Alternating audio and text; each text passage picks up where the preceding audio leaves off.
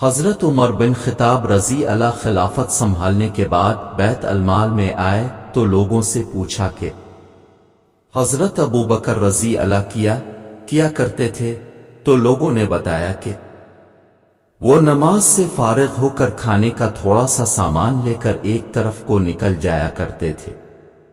آپ نے پوچھا کہ کہاں جاتے تھے؟ لوگوں نے بتایا کہ یہ نہیں پتہ، بس اس طرف کو نکل جاتے تھے۔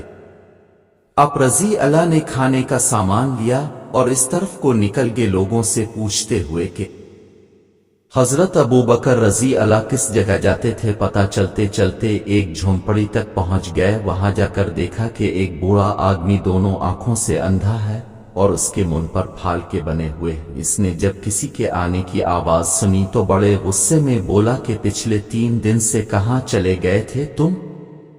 آپ رضی اللہ خاموش رہے اور اس کو کھانا کھلانا شروع کیا تو اس نے غصے سے کہا کہ کیا بات ہے، ایک تو 3 دن بعد آئے ہو اور کھانا کھلانے کا طریقہ بھی بھول گئے ہو۔